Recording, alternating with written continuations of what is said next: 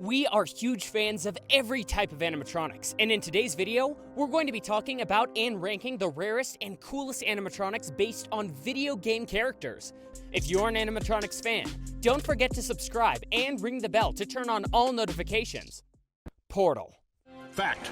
The key to any successful cooperative test is trust. And as our data clearly shows, humans cannot be trusted. The solution? Robots. Then fire the guys who made those robots and build better robots.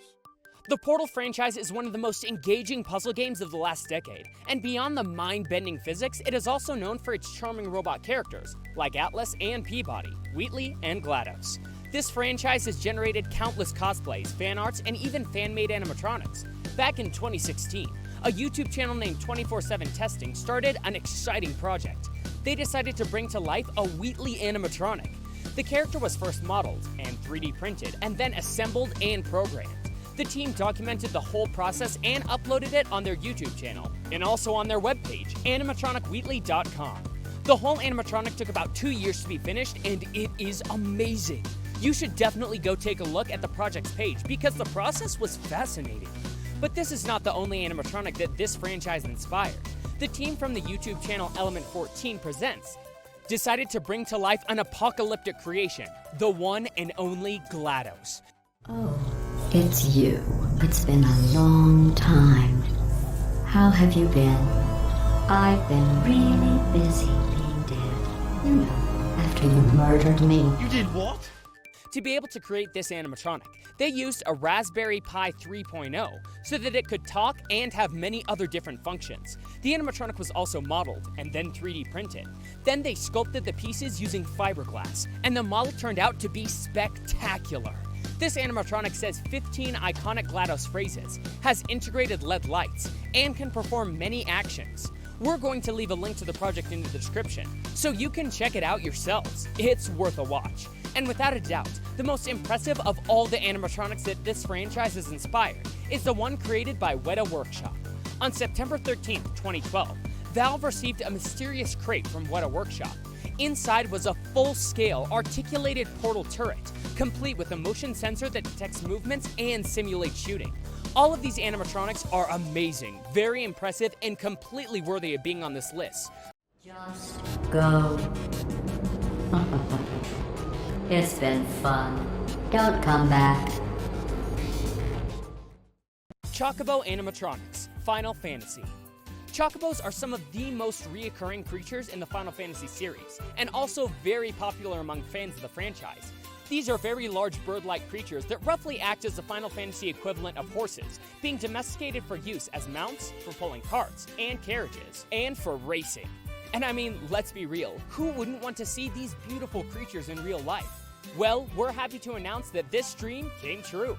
A Chinese company by the name of Only Dinosaurs, who design and create fantastic animatronics, were hired by Square Enix to create 3 Chocobo animatronic suits in honor of the release of the newest Final Fantasy game in the UK.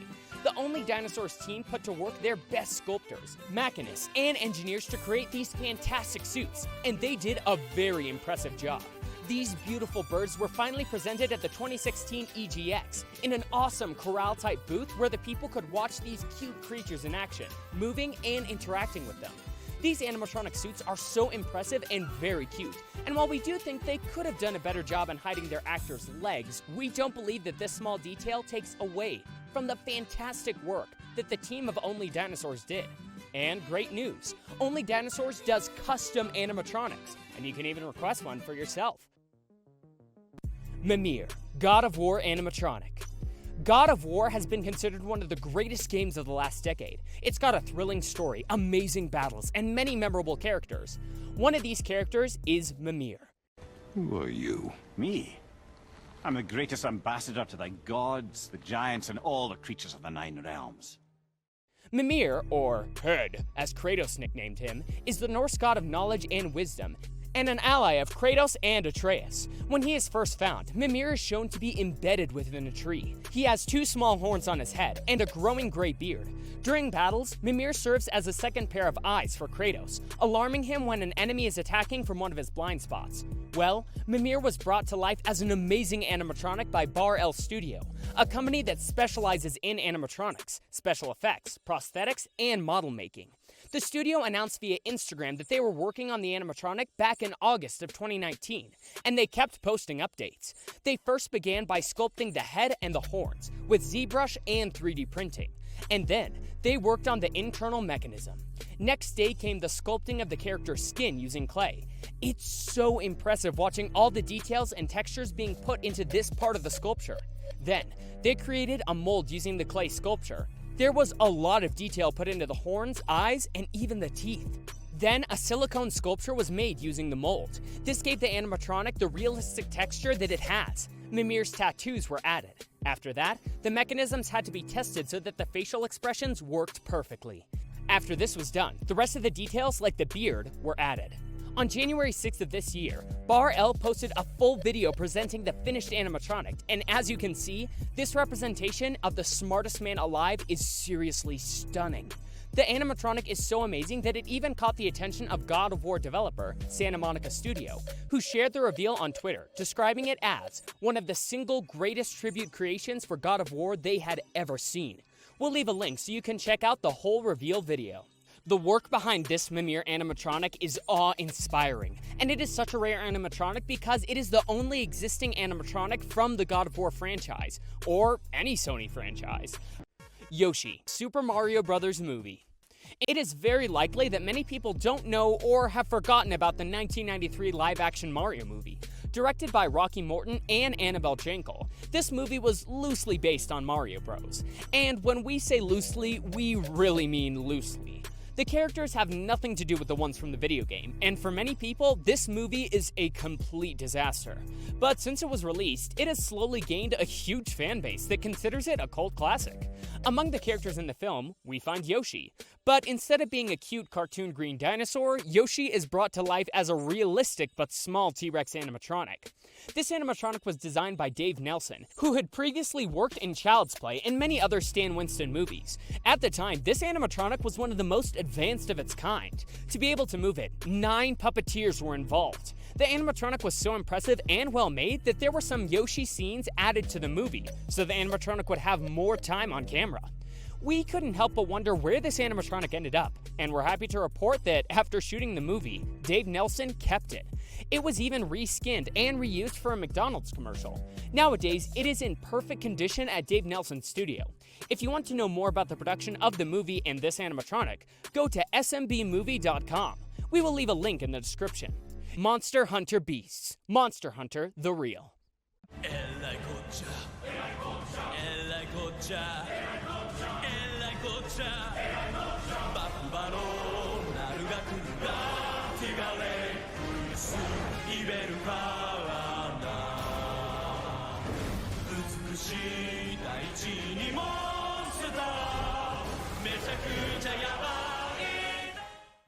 Monster Hunter is one of the most loved video game franchises in Japan, and in 2011, Universal and Capcom came together to create a special Monster Hunter-inspired event for Universal Studios Japan.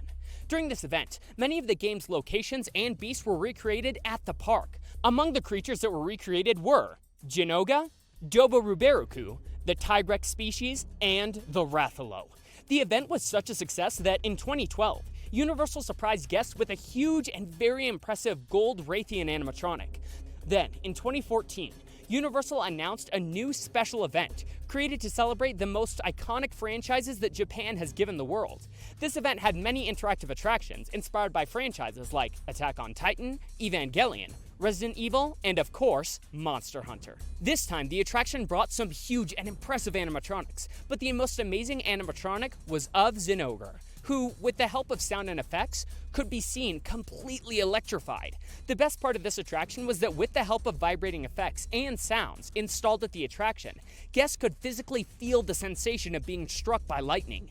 These animatronics are incredible, and they do great justice to the franchise, and hopefully, someday they'll come to the US Universal Parks. It is mind-blowing to be able to see these life-size monsters, and even better to see them move. The special effects are also very cool.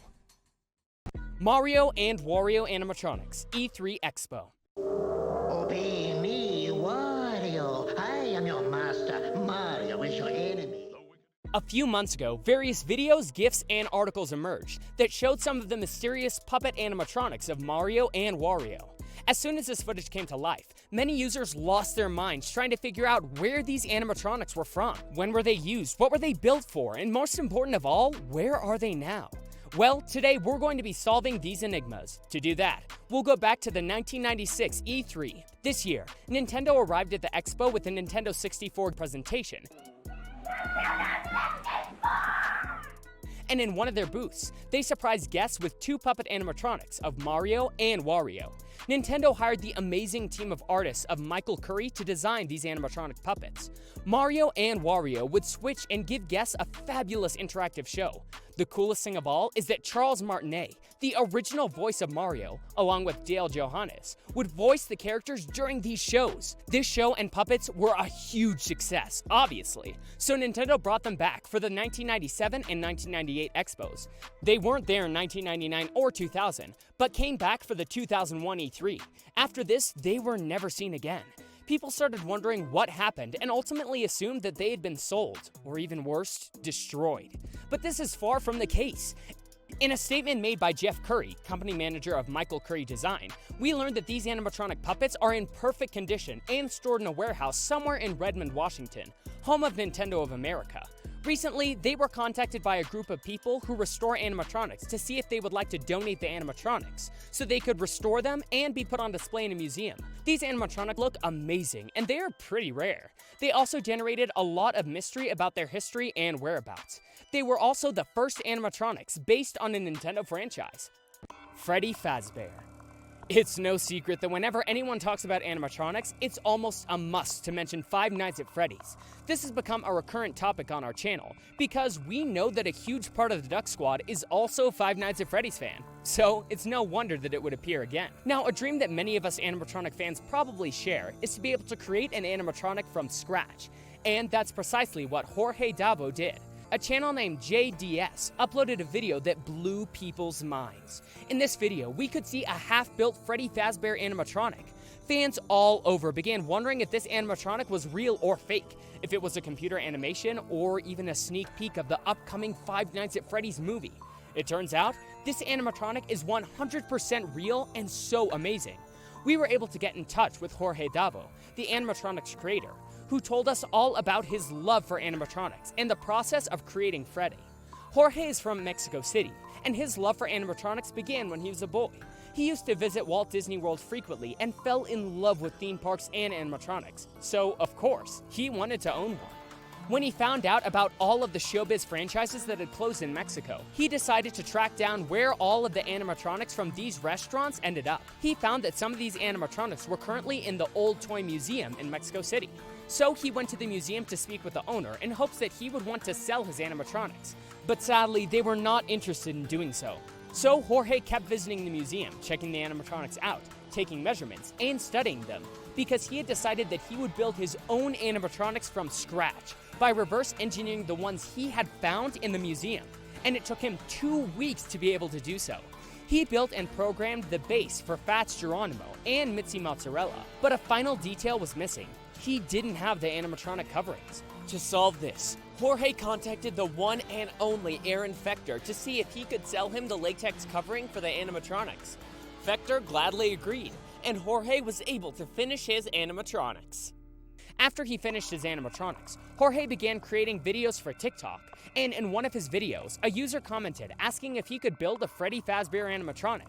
And Jorge quickly got to work and began posting the project's updates for all of his fans on TikTok, and in both of his YouTube channels, which is where the mysterious video came from. Recently, Jorge moved to the Netherlands, but before he left, he was able to finish Freddy, and you can see the animatronic in all its glory. This is definitely the best Five Nights at Freddy's animatronic out there, and you should check out Jorge's TikTok and YouTube channel because he posts regular videos where you can see his incredible animatronics. Band of Fighters. The King of Fighters is a series of fighting games by SNK that began with the release of The King of Fighters 94 in 1994. After it gained popularity, different media inspired by this series began appearing, and one of these examples was Band of Fighters. The concept of this band was that it was situated in an alternate universe from The King of Fighters, where the characters, instead of solving their problems fighting, they did it through music, so they played in a band. Later, when SNK was at the height of popularity, the concept was expanded slightly to involve other well-known characters as guest stars. But the main band was formed by Kyo Kusanagi, Iori Yagami, Terry Bogard, Nakaruru, and Athia Asamaya. The SNK Corporation released a huge amount of promotional articles about the Band of Fighters. Also, mugs and key holders were made for the band, and drama CDs entailing their adventures were released. Then, in 1996, Neo Geo World, an amusement park created by SNK, was opened. In this park, there were several indoor and outdoor attractions, and one of these attractions was the Band of Fighters animatronic band stage. The show itself consisted of audio animatronic versions of the 5 characters singing and performing their songs, with a monitor projecting select character portraits. The stage that held the robots was also used for live performances by actors for special events, concerts, or announcements. Sadly, this park closed its doors on March 31st, 2001, and with it, the Band of Fighters disappeared forever. No one knows what happened to it.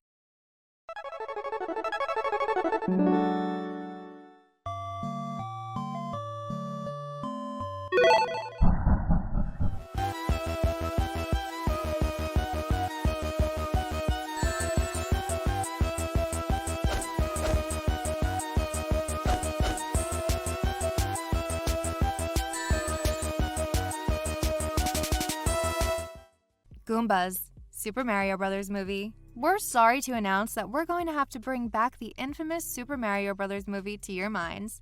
But we couldn't resist doing it, because even if the movie is pretty questionable, the work put into it, and especially the animatronics created for it, are very impressive. We talked about the incredible Yoshi Animatronic created by Dave Nelson, but this time, we'll cover the Goomba Animatronics created by Makeup and Effects Laboratory, or MEL. Don't be fooled by the peculiar appearance of these creatures, because these animatronics are very impressive. There is lots of work behind the creation of each animatronic, including their designs and engineering. When the team started building the Goombas, they were basically background characters. Regardless of that, the team decided to do some extra stuff for the Goombas. They made the heads a lot more animatronic and movable, and made the characters much better than what the producers expected. When the producers saw the finished result, they rewrote the script so that characters like Hark, the Goomba, became much more pivotal in the script. And there was more action given to the Goombas within the movie. The MEL team did some RC mechanics for eye movement and for lips and eyebrows, so there was a puppeteer inside the suit, and one operator outside the suit to give them full movement. They made about 11 suits, and each of them was a separate, distinct head of the animatronic suits. The actors inside them wore metal harnesses on their shoulders and backs. The rig had a hat-like piece that connected to the bottom of the Goomba head. The rig was wrapped in a foam shell and covered with a huge wool coat. The coat had one fake arm and hand so that the actor could use a lever inside the suit to make the Goomba's mouth talk. And they all wore headpieces and took directions from the puppeteers off stage. When the filming of the movie was done, many of the animatronics were taken apart for parts, but 2 of them survived. Back in 2013, Goomba number 7 could be found at the famous iCollector.com site, where a user was auctioning it off along with some backup parts from Goomba number 10. The lot included the complete wearable animatronic rig, the maroon wool overcoat with all patches and belts, a gray mesh vest with neck pin, gray pants, boots with steel toes, and both arms with gloves. But apparently, the animatronic wasn't sold. You can check it out. We'll leave a link in the description. Level 1 Sentry Gun, Team Fortress 2. We've talked about Valve-inspired animatronics before, mainly Portal animatronics. But the Portal animatronics are not the only Valve animatronics out there. Back in 2010, Valve visited the Weta Workshop headquarters, and they were seriously impressed with all of the animatronics and props Weta had created throughout the years. So it was then when Valve decided to ask Weta to create a unique animatronic for them. Valve asked Weta to build a life-size Sentry Gun animatronic from level 1 of Team Fortress 2. Weta created the animatronic using the original blueprints from Valve and kept sending updates of the project's progress to Valve until finally, in December of that same year, they sent the finished product to the Valve headquarters. This Sentry animatronic has a motion sensor and sound effects and is super impressive. And the team at Valve decided to install it in the lobby to surprise their visitors. And honestly, it's such a cool surprise. Weta did an excellent job creating this animatronic, and it certainly makes it one of the rarest and coolest on this list. Codsworth, Mr. Handy Animatronic, Fallout 4. We have 2 Bethesda animatronics on this list. We have one unofficial one further down the list, and an official one. This official animatronic is none other than Codsworth from Fallout 4, the charismatic robotic butler. This specific automaton is a domestic model called Mr. Handy, who during the game can be one of the multiple companions of our hero. One of the main characteristics of Codsworth is his particular sense of humor. How do you keep an idiot in suspense? Ah, get it?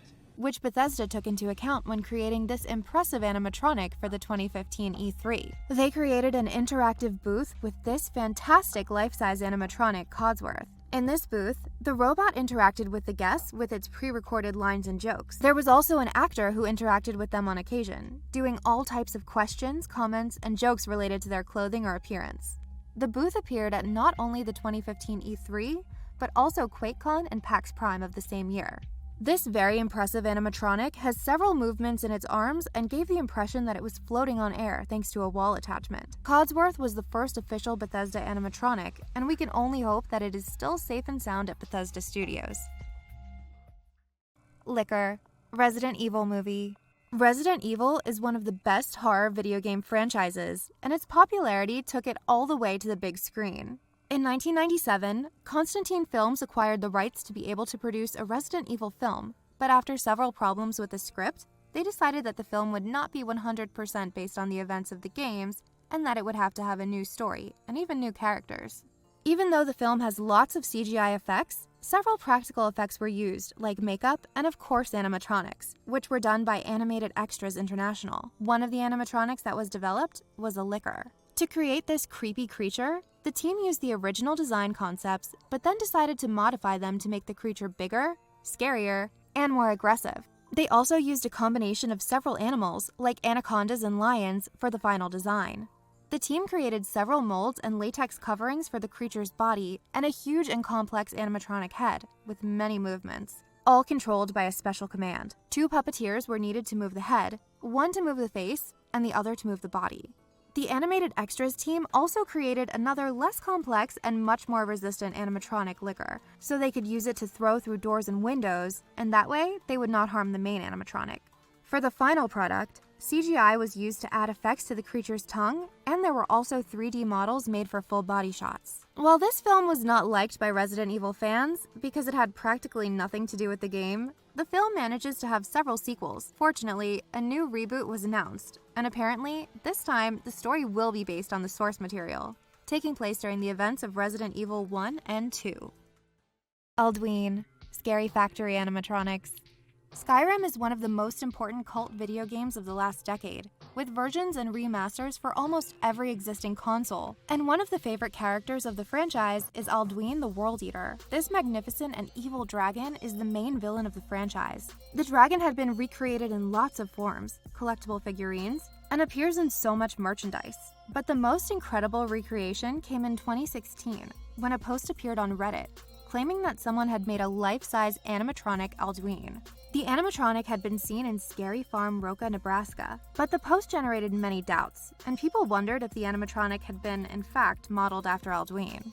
Well, this animatronic dragon was created by ScaryFactory, a studio that specializes in the creation of animatronics for horror attractions. Every year, they build and deliver over 500 animatronics and horror house props, and one of these animatronics is this seriously impressive dragon. The incredible animatronic dragon sits perched atop the dragon's gate. As the patrons approach, the dragon comes to life to blast them with his hot breath, LED-lit, colored, super compressed air fog, and menace them with his snapping jaws. The character features multiple head, neck, and jaw movements, backlit LED eyes, and optional LED-lit custom high-pressure air fog blast. When placed atop the entry gate, character dimensions are 19 feet 6 inches to the top of the shoulder and a width of 15 feet to the exterior of the wings. The dragon is called Scarum Elder Dragon, which gives the impression that it was undoubtedly modeled after Alduin due to the name's similarity to the name of the game and franchise. The dragon had also been on exhibition during the Transworld Expo, and in case you have $12,000 laying around, you can own this incredible creature. We'll leave a link in the description. Although this dragon is not officially licensed by Bethesda, it is such an amazing animatronic that we could not resist adding it to this list. Sonic, Toyland Tour, Alton Towers. In the early 1990s, Alton Towers knew that the aging Around the World in 80 Days ride was due for an overhaul. The ride still needed to appeal to the park's younger visitors, just offer a more amusing ride. And this is how Toyland Tours was born. The ride took guests on an animated boat tour of an eccentric toy factory. It featured brightly colored, animated characters and was set to a cheerful soundtrack. There were lots of cool ideas on the show, including a snail X-trick, a racetrack for snails, bouncy castles that bounced on trampolines, and an helicopter, a pink elephant with a propeller on its head. But the main scene on this ride was the Sega Room. That's right, there was an entire section of the ride dedicated to the Sega Mega Drive, and especially Sonic the Hedgehog. The scene was named Sonic at Alton and had huge TVs that would show random segments of gameplay from Sonic 3, Sonic CD, and Sonic Spinball. There were also rings that would light up at random points. But the main piece of this scene was Sonic. As the boat entered the scene, guests could see Sonic standing on a Sega Master System controller and moving the joystick around while also tapping his foot.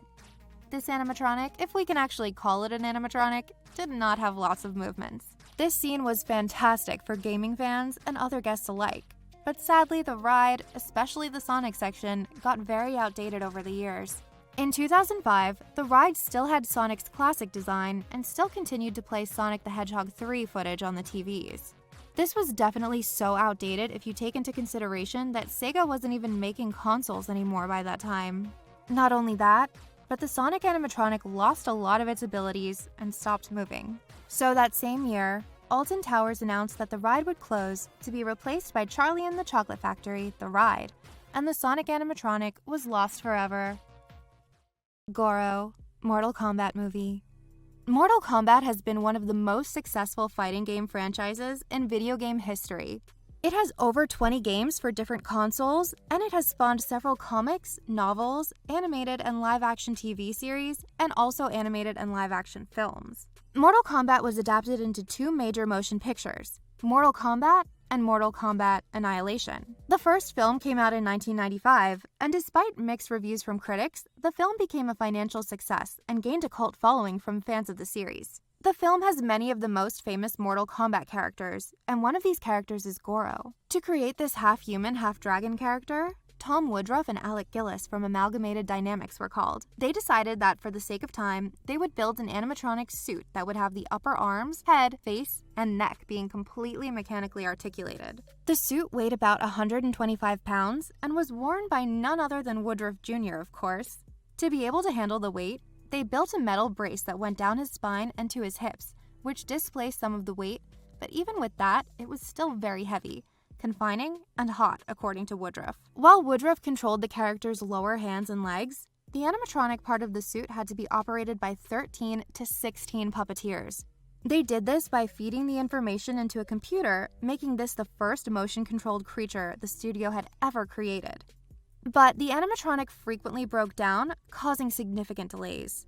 In the end, the animatronic worked for what was needed and became a very impressive animatronic suit. There were some CGI enhancements to help with his lip sync and stuff, but the rest of it is pure special effects, wizardry, and talent.